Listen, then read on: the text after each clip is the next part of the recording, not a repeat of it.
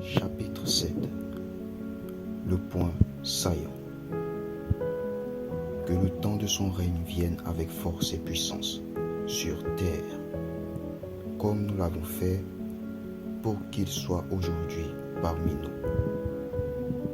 Amen. Le son qu'avait émis la voix résonnait-elle le bruit d'un écho provenant de la profondeur d'un puits, et que la gloire et l'honneur lui soient rendus de tous ses fils, continua-t-il. Ainsi soit-il, d'éternité en éternité. Amen. Finirent-ils par dire, en baissant la face vers le bas en signe de prosternation. Veuillez vous asseoir, chers fils d'Éloa, petits et grands, sages et bienveillants. Reprit l'apparence lumineuse qui sortait de l'autel alors que les portes venaient de se refermer sur eux. L'endroit où ils se trouvaient assemblés semblait avoir été aménagé tel un grand salon marbré de verre, dont les reflets projetaient à des stades plus loin un arc-en-ciel tout illuminé d'aurores boréales. Tous se tenaient assis autour du fameux grand trône sur lequel l'on pouvait voir siéger plusieurs formes d'apparence à la fois. Puis l'un d'entre eux, qui avait rejoint l'un des sièges autour de celui-ci, reprit la parole et dit: Les fils de l'Orient ont tous été dans l'émerveillement ces derniers temps face à la nouvelle idole, Ahura Mazda. Et de surcroît, fit-il en haussant la voix, laissant ressortir de sa bouche une flamme à l'aspect rougeâtre. Ils en font naître d'autres qui en découlent de celui-ci et qu'ils nomment à ce jour Mitra. Les regards de la forme qui se trouvait à l'instant sur le grand trône d'airain ardent se mit à se promener tout doucement de la gauche vers la droite, parcourant la salle à la recherche d'une autre parole qui viendra confirmer celle qu'il venait d'entendre. La salle paraissait s'étendre sur des kilomètres à la ronde, révélant à la vue plusieurs objets semblables à des harpes qui avaient leur place en forme de chaque petit trône et qui flottaient librement sur des couches de nuages pleines de foudre. Est-ce une nouvelle chose que voici? Car les fils de l'Orient ont toujours été plongés dans des sciences autres que la véritable connaissance de notre Père, ici présent. Entonnèrent la voix de l'un des 24 anciens, dont l'esprit circulait à l'instant entre les cieux et la terre. Il ne serait donc pas étonnant d'apprendre qu'à ce jour, plusieurs d'entre eux se soient écartés de la première vérité. À cette parole, de multiples voix s'élevèrent de l'assemblée, rechignant tantôt cette affirmation qui pour certains semblait être incomplète. La discussion continuait de plus belle entre tous les fils d'Élohim. D'autres s'exprimaient tantôt d'une telle manière, tantôt d'une autre, alors que les 7 yeux de l'animal qui se trouvait assis au-devant d'eux continuaient incessamment de sillonner les alentours de la salle, bien que cachés par une forte couche de lumière épaisse. En face des 7 grands chandeliers découlait une grande mare d'eau, semblable à un ciel aux couleurs bleuâtres et flamboyant, qui révélait la chaleur qui se dégageait de cet endroit. Je les ai même observés la dernière fois, discutant entre eux. Pour moi, je trouve que certains d'entre eux demeurent encore sur une certaine bonne voie. Ils aboutiront bientôt à de plus grandes choses s'ils demeurent sur la voie d'eux. Racontait le cinquième élément qui incarnait le son de la résonance que Dieu avait utilisé pour former l'univers, avant d'être arrêté en plein élan par la voix d'un autre. Je ne suis pas d'accord avec vous, cher élément. Riait-il en faisant son entrée brusque dans la salle. Voyez-vous, même qu'ils vous ont tous injurié. Qui est celui-ci qui obscurcit le conseil par des discours sans connaissance? C'est bien évidemment moi, continua-t-il d'un air agacé. Ne me reconnaissez-vous pas? Celui que vous avez chassé comme un malpropre de ce lieu. D'où viens-tu, Satan? Souffla le dieu émeraude, dont la lueur verdâtre se propagèrent telle une étoile scintillante. À l'écho de cette voix, le dit concerné se prosterna automatiquement, sans plus attendre, sentant toutes ses forces le quitter en un laps de temps. Il avait emprunté une face semblable à celle d'Adam et portait un corps à l'apparence humaine. Satan ne se présentait qu'ainsi lorsqu'il faisait éruption dans le conseil que Dieu tenait avec la majorité de ses fils, selon les temps qui s'écoulaient dans les années après la sortie d'Adam et en Éden, dans l'ancien monde. Cela était à la fois comme une arc projetée à l'endroit direct du Créateur, lui démontrant clairement qu'il avait pu avoir raison de sa création et de sa créature en un rien de temps. Il arborait fièrement et orgueilleusement cet aspect qui ne tardait pas à commencer de disparaître, alors que la voix du dieu émeraude venait résonner dans l'espace, révélant au grand jour sa véritable face, celle d'une bête. Pourquoi tenez-vous tant à les justifier? Voyez de vous-même. Riait-il sauvagement. Ils se sont tous égarés loin, bien loin de ce qu'est votre réalité. Tais-toi, langue de vipère, tonna l'un des fils qui portait autour de son cou un seau de 2 mètres de profondeur, fait de paroles mystérieuses. La voix ferma automatiquement la bouche de l'être à l'aspect sombre, plein de vers qui se traînait maintenant comme un serpent à même le sol.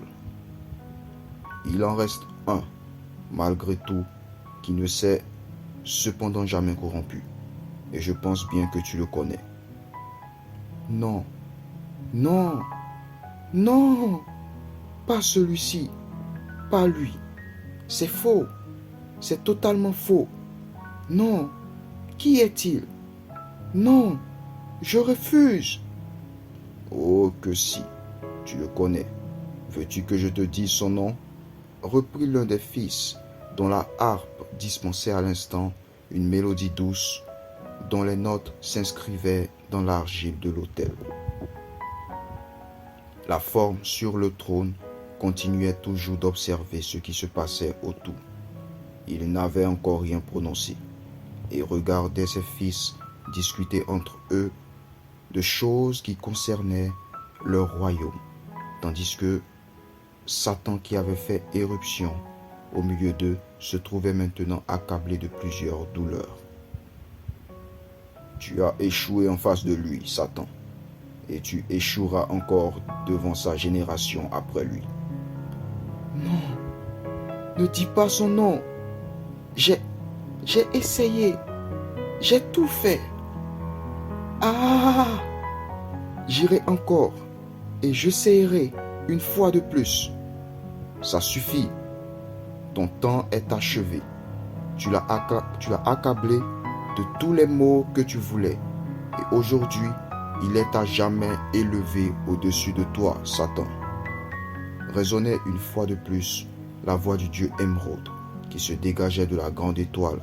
« Non, non !» hurlait-il alors que des flammes montaient à présent de tout son être, consumant les contours même du lieu où il se trouvait. Un trou géant s'était alors creusé sous lui, laissant entrevoir un profond espace de grands abîmes sombres.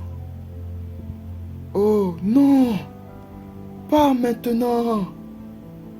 hurlait Satan d'une voix féroce alors qu'il tombait des nuées d'une hauteur sans pareille. Après quoi, la voix de l'être qui se trouvait assis sur le trône s'éleva de là, postée dans les airs, comme la voix de plusieurs grandes eaux assemblées, tous ensemble en disant : « Job, présente-toi à présent devant ma face, fit-il. Saint terrain, s'il te plaît, comme un homme fort, je t'interrogerai et tu m'instruiras. »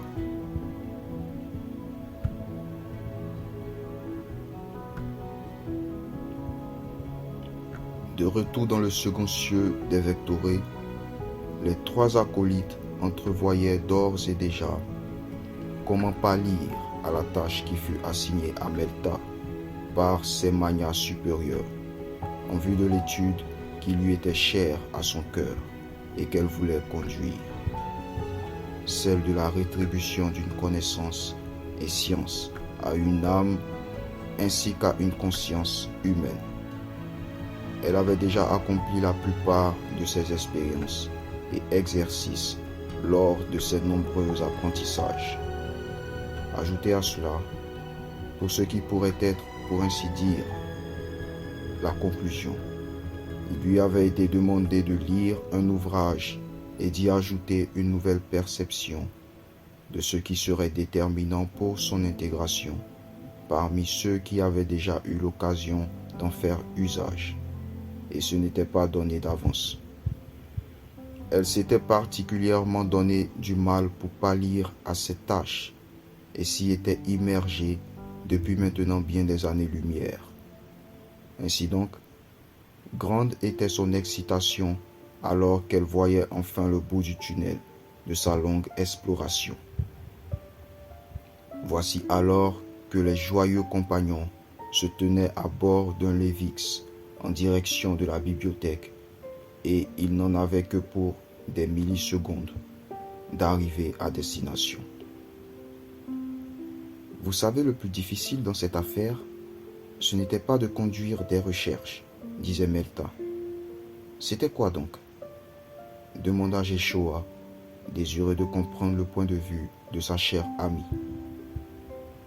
C'était plus de trouver une conscience humaine assez responsable pour porter le fruit de ses illuminations et non de les conduire à des fins douteuses, expliqua Melta. Oui, je comprends parfaitement ton point de vue, répondit Eliakim en prenant la parole. Je crois que le Dieu de Sion fait toujours toutes choses bonnes en son temps et prépare toujours des personnes dont le courant de pensée est assez sain pour être en bénéfice à la terre. Oui, je crois aussi que Dieu ne fait acception de personne. À bien regarder ceux qui reçoivent les illuminations, nous y trouverons bien assez de scientifiques qui ne connaissent pas aussi foncièrement Dieu, tout comme ceux aussi qui ornent les églises, mais qui n'ont pas assez pour en faire profiter la terre. Entre autres, des hommes comme Hérodias dans l'histoire ou encore Socrate, ajouta Yeshua. Tu as parfaitement raison, Yeshua, et il en existera encore des hommes de ce genre, tels Nicolas ou encore les grands chercheurs qui firent apparaître de grandes choses, répliqua Eliakim. Wow, qui sont ces gens, Eliakim? Questionna Melta dans l'étonnement. Eh bien, des hommes au destin prometteur. J'ai aperçu leur nom dans le cahier des prédictions. J'en ai parlé à mon maître, et il m'en a parlé plus profondément. Répondit-il à nouveau. En voilà un esprit plus calme. Puisse la volonté de Dieu être rendue manifeste en toutes ces choses. Dit à nouveau Melta. Voilà, on y est. Étant de retour sur la matière ferme, il s'affichait de prime abord devant eux la grande entrée au mur architectural de la bibliothèque. Le trio escaladait ensuite les petites marches montantes qui menaient jusqu'à son seuil avant d'y pénétrer sans perdre de temps. Bien. Je pense que le livre se trouve au 4e niveau, souterrain, 3e sphère, selon ce que mon maître m'a dit. Mais laissez-moi voir la carte pour en avoir l'esprit net, dit-elle. Ils patientèrent un instant alors que l'être aux courbes adoucissantes sortait de sa pochette l'objet requis. Oh, autant pour moi, c'était plutôt le 3e étage souterrain, à la 3e porte, souffla-t-elle à nouveau. Dis donc, assez de 3, disait Eliakim comme pour rire. Entendait-on? Alors que de grands sourires se dessinèrent sur les faces, ils se dirigeaient distinctement à l'endroit de la pièce indiquée. Après quelques instants de marche, ils entrevoyaient enfin l'allure rougeâtre de la sphère de la pièce tant recherchée, depuis qu'ils avaient mis les pieds à la bibliothèque. Aussitôt, à la vue de celle-ci, Eliakim sentit une ombre le traverser tout le long de son corps. Cette sensation était si profonde qu'il frémit ardemment, se hâtant d'interroger ses amis pour savoir s'il eût été le seul à ressentir cette sensation. Et il lui répondit qu'il n'eût rien à ressentir pour leur part. Bref, se disait-il en lui-même, peut-être n'était-ce qu'un ressenti. Sur ces entrefaits, Eliakim, qui se trouvait au-devant de ses 2 collègues, fut le premier à passer le pas de la sphère. La brèche à peine tournoyée, c'est un décor largement lointain de ses espérances qui embrassa sa vue. À l'instar de nombreuses piles de bouquins qui s'y trouvaient, Eliakim se retrouvait en présence d'un être dont le corps luisait sans retenue, si fort qu'il ne pouvait voir la face de cet être particulier qui se présentait à lui, les rayons translucides parcourant son corps verdoyant. Il fit face à cette beauté qui s'offrait à lui et continuait de plus belle à contempler du mieux que sa lampe le lui permettait, quand tout à coup il entendit dire « Maintenant je viens à toi ». Puis il se volatilisa d'un clin d'œil. « Qu'est-ce que vous » essayait-il de prononcer. Mais il était bien trop tard. L'être avait disparu. « Hein? À qui parles-tu donc » demanda Yeshua, qui venait à peine de passer la porte du côté de Melta. « Là, à l'instant, il y avait quelqu'un, » répliqua-t-il d'une voix assez tremblotante. « Là !»« Quoi? Quelqu'un? À quelques décimètres de toi? On l'aurait sûrement vu, » déclara Melta. « Donc vous n'avez rien vu ?» reprit-il. « Non. Du moins, pas plus que les livres et les meubles présents dans cet espace, » répliqua-t-elle. « D'accord, ne vous inquiétez pas, c'était peut-être une vision. J'aurai le temps d'y réfléchir plus tard. Pour l'instant, allons-y. Trouvons le livre en question. » finit-il par ajouter. Après quelques moments de recherche dans les différents rayons qui regorgeaient de livres, ils finirent enfin par trouver ensemble l'ouvrage dont ils avaient besoin. C'était avec une immense soif que Melta buvait chacune des paroles inscrites dans le manuscrit qu'elle eut achevé en un rien de temps. À ses côtés, toujours présents, Eliakim et Jéchoua l'aidaient du mieux qu'ils pouvaient à clore ce chapitre de ses recherches.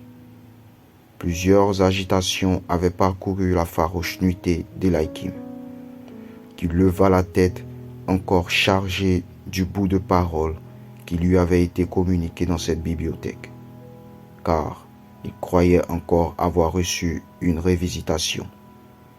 Il se résolut alors à se rafraîchir, pour ainsi dire, la pensée, question d'y voir un peu plus clair. C'est alors qu'il entra dans sa chambre de purification, et pendant qu'il se restaurait la face dans l'une des eaux miraculeuses de revêtement, il se mit en face de son miroir, et alors il découvrit un tout autre reflet de lui dans sa glace, un reflet aussi intrigant que peu commun. En effet, il vit dans celui-ci une face d'humain. À sa grande surprise, un visage tout autre que le sien, que celui qui avait 6 ailes, avec des yeux innombrables tout autour et au-dedans. Et à son oreille, un chant qui se mit à résonner tout doucement. Saint, Saint, Saint, le Seigneur Dieu, le souverain de l'univers, celui qui était, qui est et qui vient. Eliakim recula de 2 pas, étant saisi de stupéfaction, contemplant davantage l'être qui se présentait en face de lui, avant que l'image ne se dissipe. Il n'était pas à sa première apparition depuis lors, tant il voyait et entendait maintes choses depuis la première parole qu'il reçut dans la bibliothèque. Cela lui avait même valu d'être qualifié d'étrange par ses fidèles amis ce jour-là, car il disait ne rien voir de tout ce qu'il soutenait. Mais à la différence de la plupart d'entre ces choses peu familières qu'il vivait au quotidien, ce qu'il venait de voir dans cette glace lui parvint comme une mémoire, une conscience intérieure.